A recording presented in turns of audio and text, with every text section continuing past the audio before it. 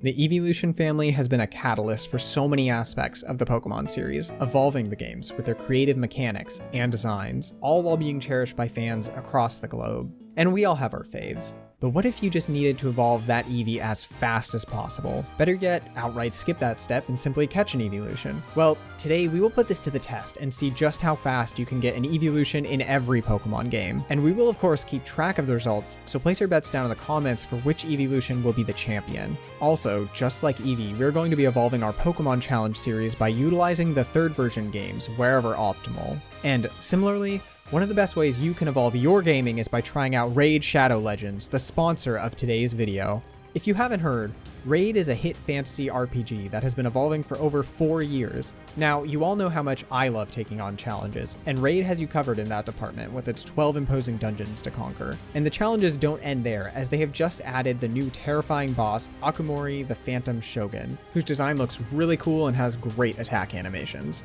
This undead general is guarding everything you need for accessory ascension, and it wouldn't be a Samaj video if we didn't do our best to collect some core aspect of the game, and Raid gives you the opportunity to build a whole new collection with more than 700 unique characters.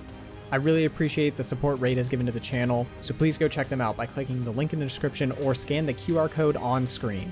Starting players can get the Epic Champion Knight Errant along with other bonuses for your new challenges. Just hit that link in the description and I'll see you on the battlefield.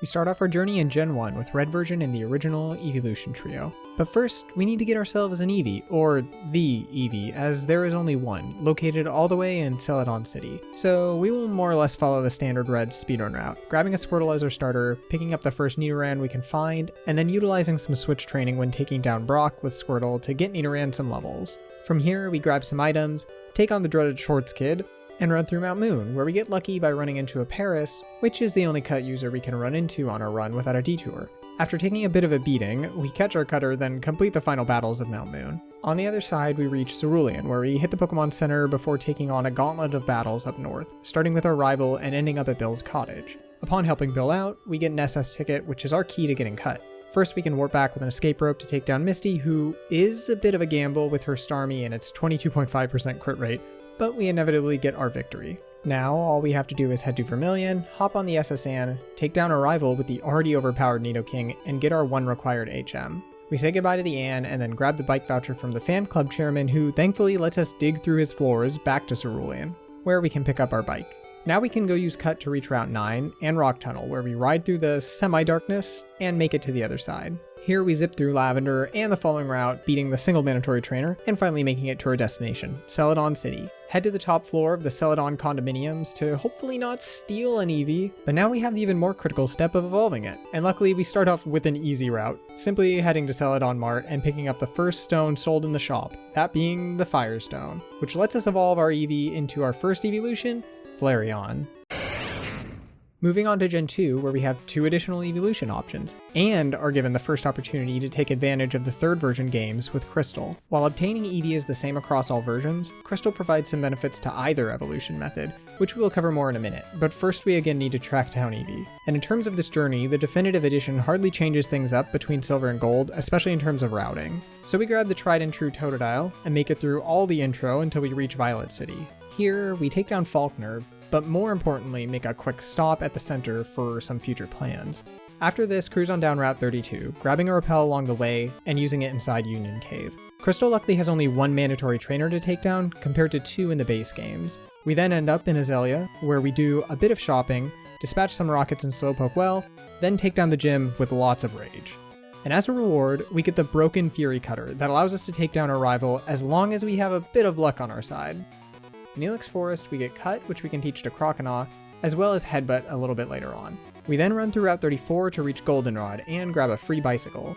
Quickly register and ride north, where we reach a fave location for any Gen 2 speedrunner, Route 35, aptly nicknamed Spinner Hell. Now in Gold and Silver, we typically don't even need to touch this route since we use Abra to warp to the Violet side of Sudowoodo post Whitney. However, Crystal had the wonderful idea of tossing in an NPC on Route 36 that we need to reach to even get the Squirt Bottle, but with the use of our menu to buffer trainers and a bit of precaution, we can make it through unscathed to trigger the Flower Shop NPC. With this done, we carefully make our way back to take on Whitney, which is another battle that is greatly simplified by spamming Fury Cutter. The third badge lets us finally grab our goods from the flower shop, before we head into the underground to get the coin case, letting us head back up to the game corner to buy the newly discounted Abra. Use our new Psychic Pal to teleport back to Violet thanks to that center visit we did. Deal with Sudowoodo and go straight to the Ecruteak Pokemon Center. Here we meet Bill again, who heads off back to his home in Goldenrod. And since our business with him isn't done, we sadly need to go through Spinner Hell one more time. But after that, we can talk to Bill one last time, who gives us our Eevee. And now we have to determine our optimal evolution. Again, we now have Espeon and Umbreon, which use the new friendship stat as an evolution condition, and one of the biggest friendship increases we can get is just below us in the underground with the Haircut Brothers. Here, Eevee can get a maximum boost of 10 friendship. That means with Eevee's starting friendship of 70, we will reach the required max friendship with just... 140 more points. Well, that can't be that tough. All we have to do is look at our options and... Okay, yeah, friendship won't at all be feasible, and would certainly take longer than our other option. Speaking of, although Goldenrod has a great department store, it does not have any evolution stones, nor does Celadon's in Generation 2. In fact, the only stones in this gen come from Bill's grandpa at his sea cottage all the way back in Kanto, or at least until Crystal version, where 3 trainers who give you their number can each call to gift you a specific Evo stone. Now only 2 of these are accessible at the moment, the Thunder and Firestone holders. The Thunderstone holder is just west of Ecruteak on Route 38, past some grass or a trainer. But the Firestone trainer we have actually seen already and is in a particularly convenient location for our travel options without any risks. So we teleport back to Ecruteak and run to the Sudowoodo spot where just below we find our trainer. Schoolboy Alan here has a Tangela that could be troublesome, which is why it is even more optimal to make this the last possible fight of our run. But once we win, grab his phone number so that we can start our calling hunt, which there is a nifty little trick for, but it requires us to head back home. So we start backtracking, making sure to hit the Violet Center again to set our warp point for later, and make it back home shortly after. Now the reason we made this trek is due to one option our mom offers, changing the daylight saving settings. By swapping the setting, the game thinks an hour has passed, and thus we have a high chance of getting contacts to call us. And with only one, it won't take long to hear from Alan. Now the stone call isn't the only option, so make sure to save before changing the settings and reset if you don't get the right call. But after a bit, we will get our gift message. All we have to do is teleport back to Violet and head right for Alan to get our second Firestone of the challenge. Use it on Eevee and evolve to get another Flareon. Now we have the first roadblock of the day, in Gen 3, where Eevee cannot be found in Ruby or Sapphire. Furthermore, the third version Emerald, despite being a great game, still does not solve this issue. Instead, the generation essentially hid Gen 1 and 2 Pokemon in other releases to be traded over, such as Fire Red and Leaf Green, where an Eeveelution would again be obtained first in Celadon. But some of these Pokemon were also found on the GameCube. So if we go and boot up Pokemon Coliseum, we get to watch a pretty sick cutscene before... Oh, I guess we got an Umbreon. And an Espeon? Okay, nice. I guess that counts. But what about the sequel, XD Gale of Darkness? Well, here we do make it through the intro without gaining an Eeveelution, but Eevee is in fact our starter. So we go to grab a fancy PDA and then find out from this guy under a table that our sister is out at the spooky Kamenko's house. So we take our moped over to find her, where we have a quick battle against Kamenko's aide, who uses a Sunkern. But after that, we find our sister and head back home. Here we get the snag machine from Professor Crane, who immediately gets captured outside, so we test out the tool on some goons, Teddiursa, but can't manage to help Crane anyways. No worries though, all we have to do is head over to the newly unlocked Gatian port, watch some totally unimportant cutscenes, and then head to the mart, where we immediately gain access to all the Eeveelutions. Now this game has a somewhat unique take on Espeon and Umbreon, as they have shards which you need for evolution, and maxing your friendship is much quicker in these games. But none of that compares to picking the first stone, this time being the Water Stone, thus making the fastest option in XD, Vaporeon. Back to a gen that certainly does contain Eevee, as well as 2 more Eeveelutions in Gen 4 with the Sinnoh games. And fittingly, Eevee is again given out by this region's storage system dev, Bebe. But unlike Gen 2, the base games of Diamond and Pearl don't make Eevee very accessible, restricting it to a gift after obtaining the National Dex, which requires us to see all 151 Pokemon of the Sinnoh Dex. However, in Platinum, we can get the same Eevee from Bebe without any prerequisites. But we have a bit of work before we get that gift, starting off by grabbing a Chimchar, who remains optimal in the third games as you might expect. From here, things stay about the same as the base games, grabbing some potions in the mart and then heading towards Jubilife, where we pick up a Baidu for HM options.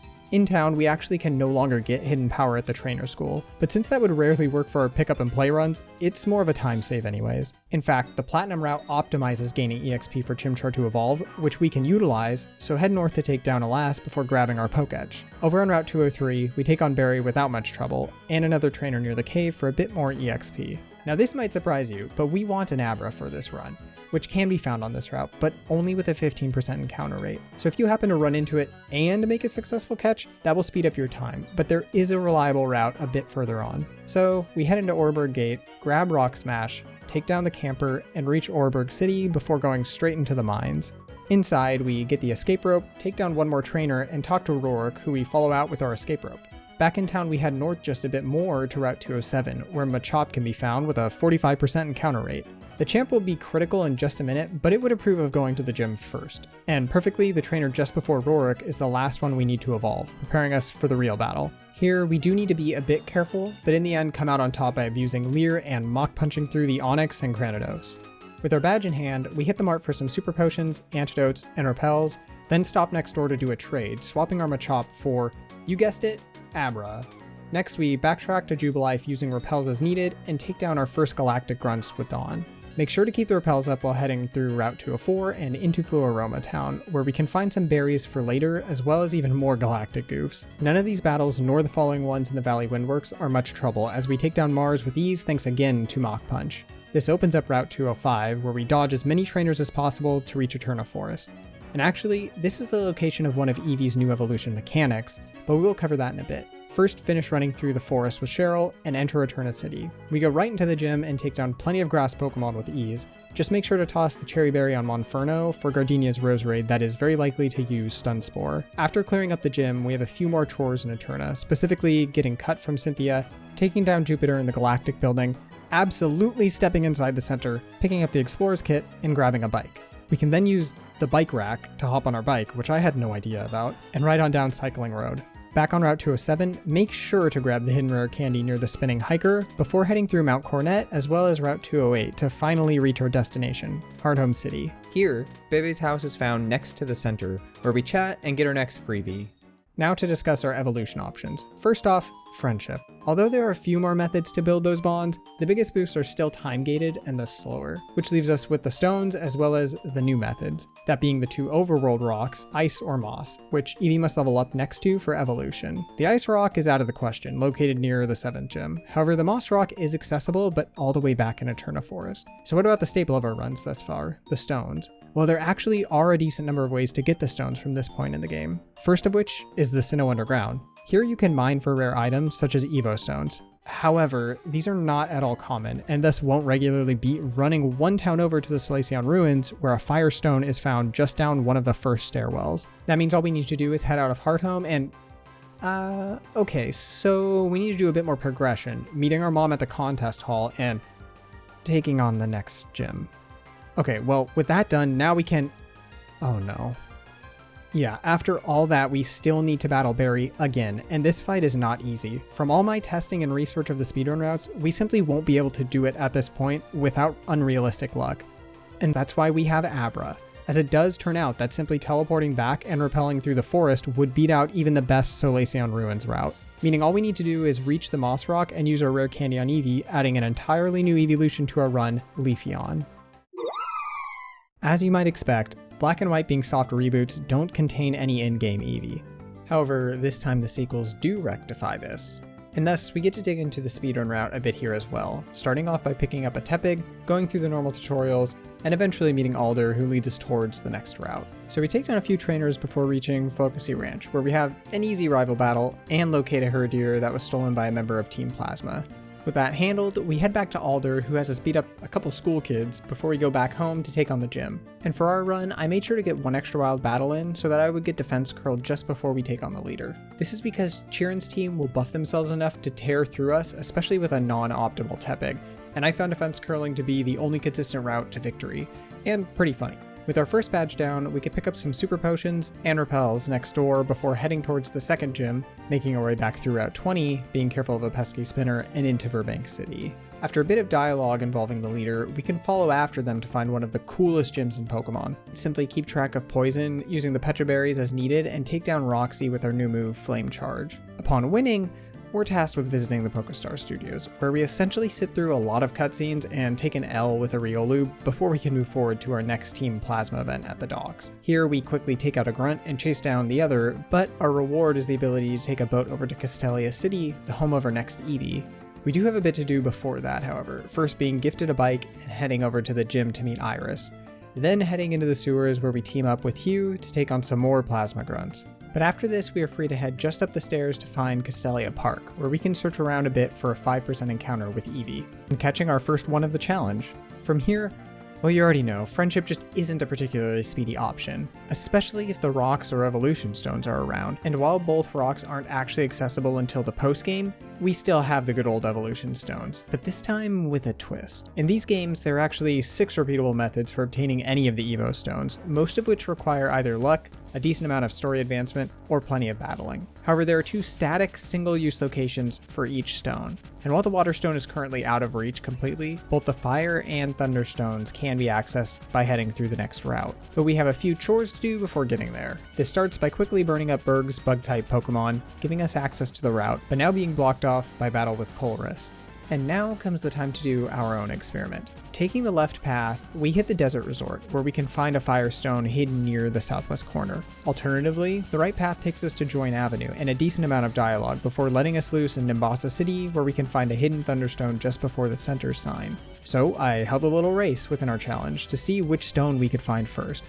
And I swear, I tried my best to find a way to avoid this outcome, but that dialogue literally prevented us from getting the still yet to be seen Jolteon, thus we end up with a 3rd Firestone and another Flareon for the run, completing our time in Unova.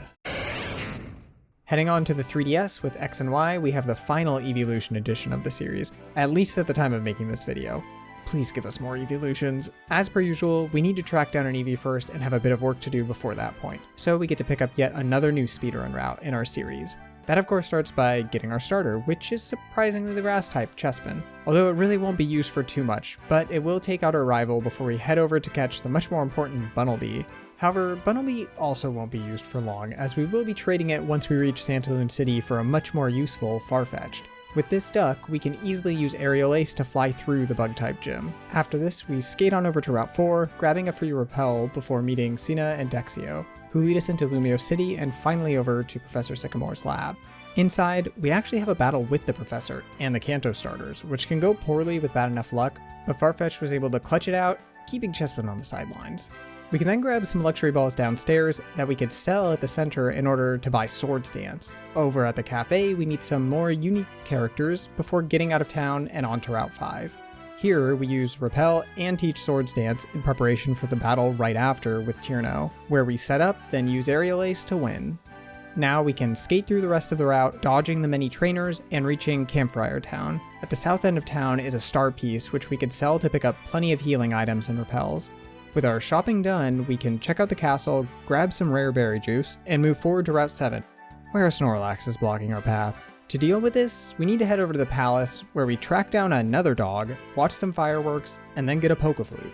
Which means we can head back to the Lax, let someone else use the flute anyways, and progress through the rest of the route where we are bombarded with Trevor and Tierno events until we get to take them on.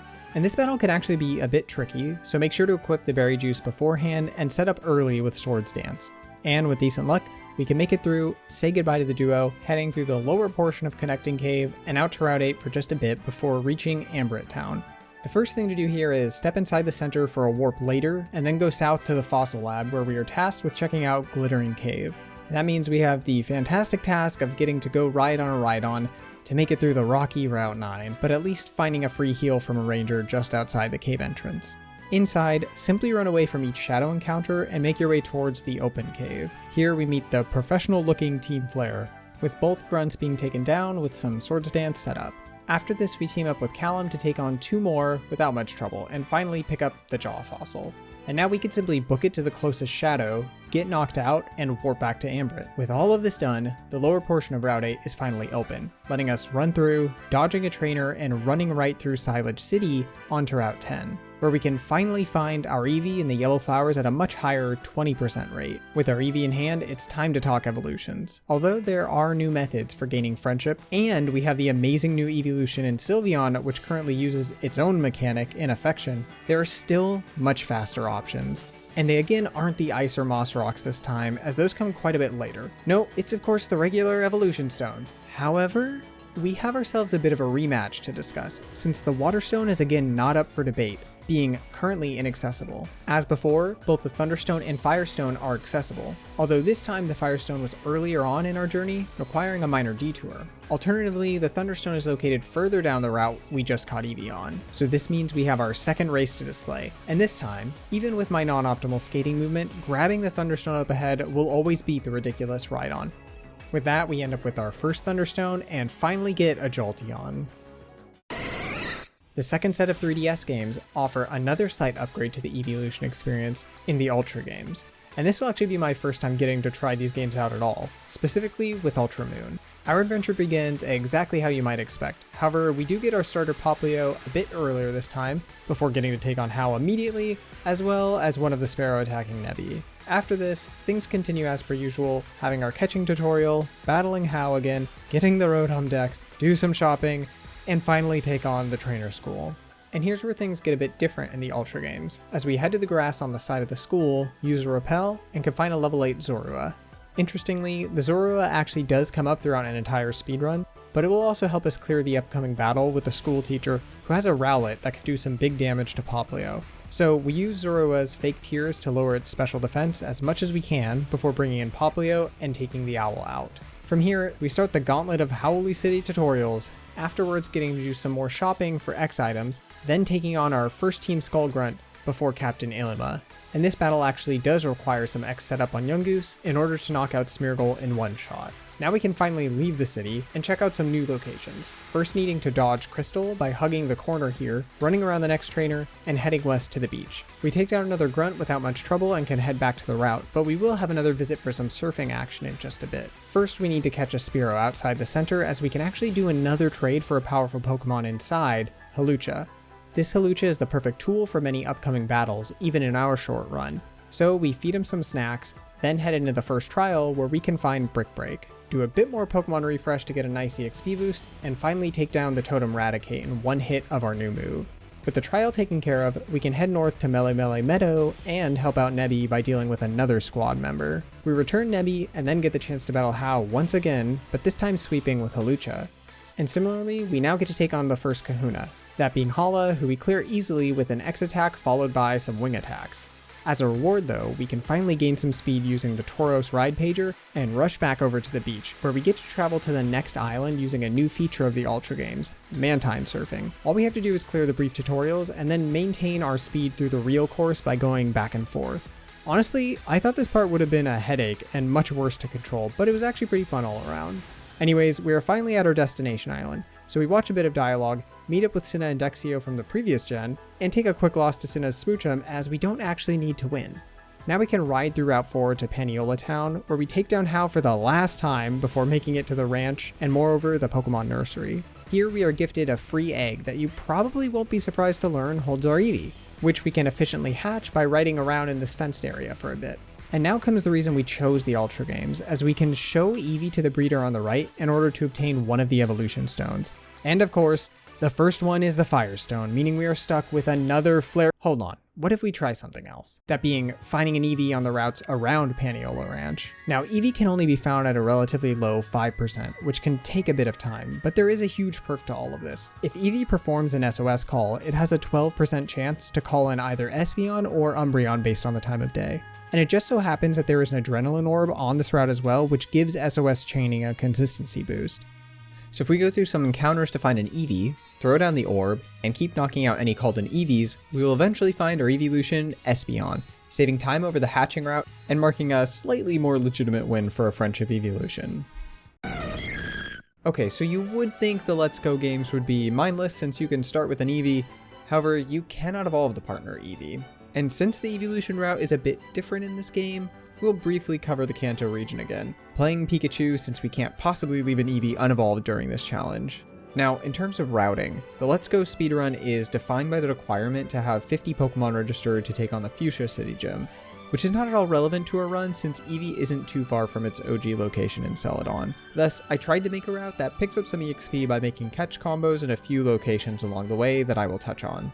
Speaking of, we start the game by taking Pikachu into Viridian and catch a few Metapods to get a bit of extra EXP before catching some Oddish outside and soloing Brock with one of them. We then head into Mount Moon, where we need to level a bit to clear some of the upcoming battles, so we combo a few Clefairy until Pikachu hits level 17.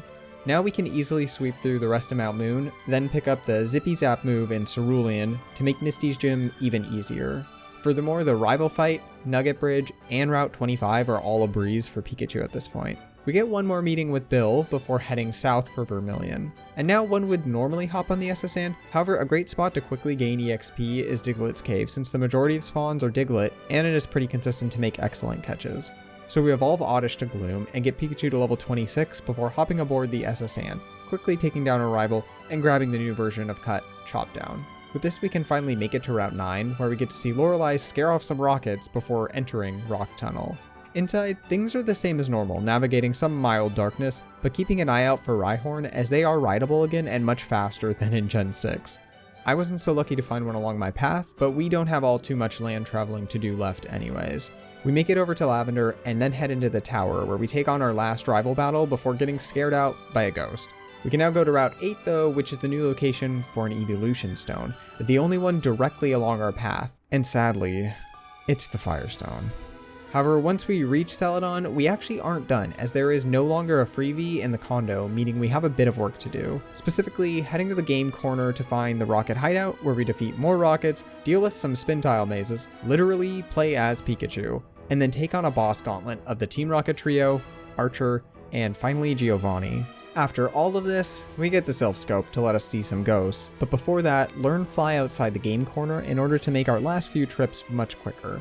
Back in Lavender Tower, we can make our way up to the top to battle Jesse and James one last time in order to save Mr. Fuji and receive the Poke Flute. With this, we simply fly back to Celadon and head west to wake up the sleeping Snorlax that we immediately run from.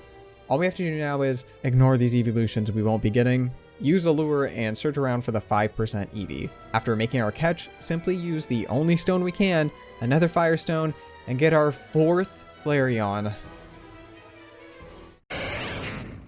As we head on to Generation 8, we are presented a very unique opportunity. A gift Eevee or Pikachu can be obtained from a pair of NPCs in the Wild Area Station if you have saved data of the corresponding Let's Go game.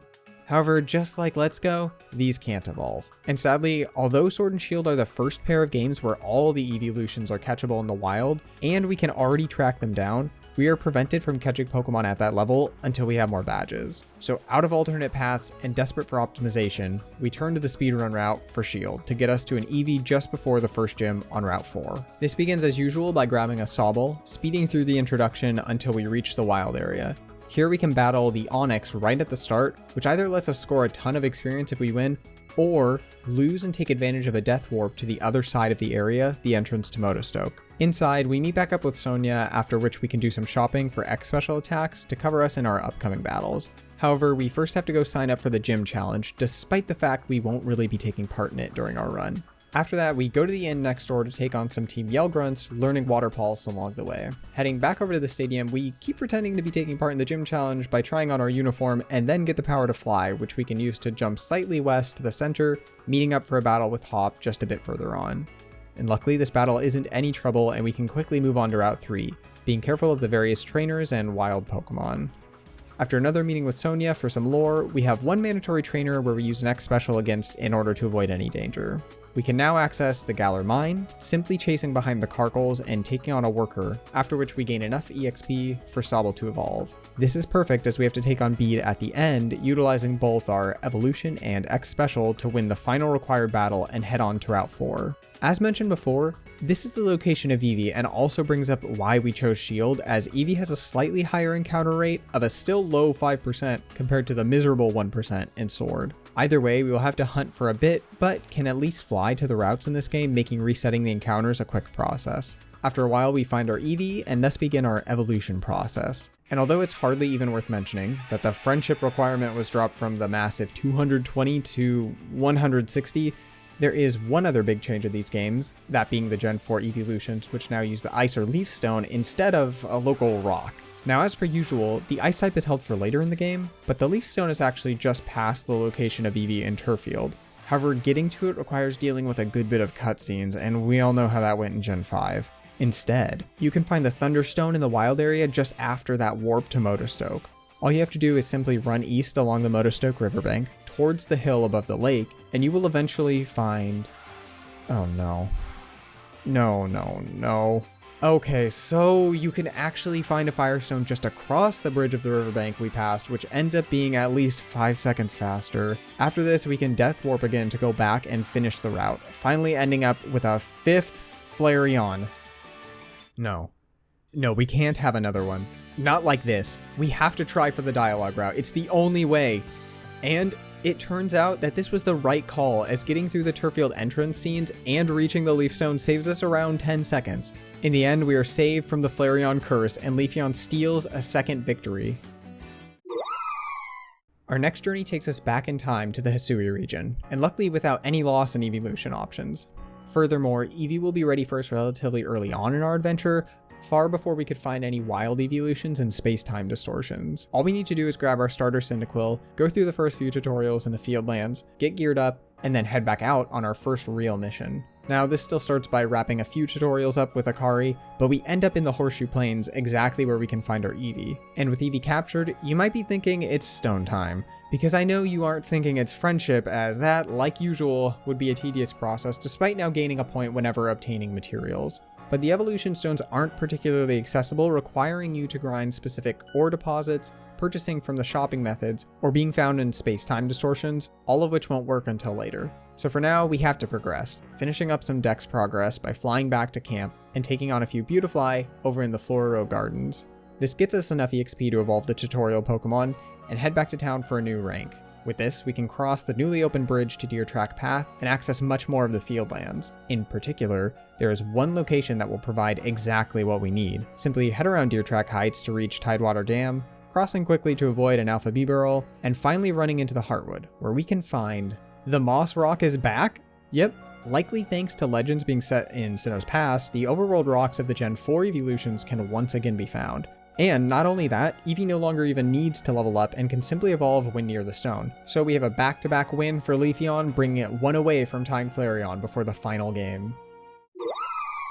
Speaking of, we end our journey in the new Paldea region with Scarlet or Violet. As with the last two games, the Eeveelutions are all catchable, but they are much further than where we can get an Eevee, with the closest being in the valley surrounding Cortando.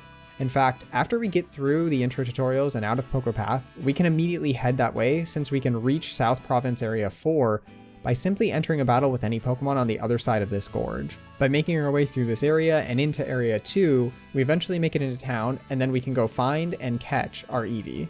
Now for the final evolution. And listen, I tried my best to see if friendship would work, as there are some options. In particular, a handful of items such as the Kelpsie Berry can be picked up on our way to Eevee that can boost friendship. And we can even head into Messagoza, despite not yet triggering any of the school scenes, and find the Soothe Bell, which would boost all of our friendship gains. But the biggest friendship gains we could be getting are from the picnic mechanic, which is locked behind the approximate 20 minutes of school intro and cutscenes. But no worries, we are used to tracking down stones by now. In particular, the only stones nearby or within areas we can reach are the Water and Thunder Stones. Sadly, the Water Stone is blocked by a river in Area 4 that we can't yet pass, nor could I find any way to fudge through it. So we try for the Thunderstone, which is a good trek away out in West Province Area 1, sitting atop a windmill. We simply start heading that way on foot, wishing we had Miraidon, but remembering that the 20 minutes it would take to get wouldn't beat out the time we even reached Eevee. Finally though, we climb the windmill spiral staircase to find our final stone, evolve one last Eevee, and getting a second Jolteon to end the challenge. And now the final results we have all been waiting for. Glaceon and Sylveon are tied in last with 0 wins. Vaporeon and Umbreon similarly at 4th with 1. Espeon and Jolteon are at 3rd with 2 wins, Leafeon is solidly in 2nd place with 3, and the Eeveelution champion of this challenge is Flareon with 4 total wins. Thus, our challenge to get an Eeveelution as fast as possible in every game is complete, taking an evolved 12 hours, 22 minutes, and 25 seconds. Here's a ranking of all the times. Luckily, we were able to keep Flareon from getting too far ahead. I was also pretty surprised to see how many times sat right around the 1 hour mark. But let me know what you think in the comments, as well as if you have any other challenges you would like to see. And with that, thank you all so much for watching. I really hope you enjoyed, and I can't wait to finish the next one.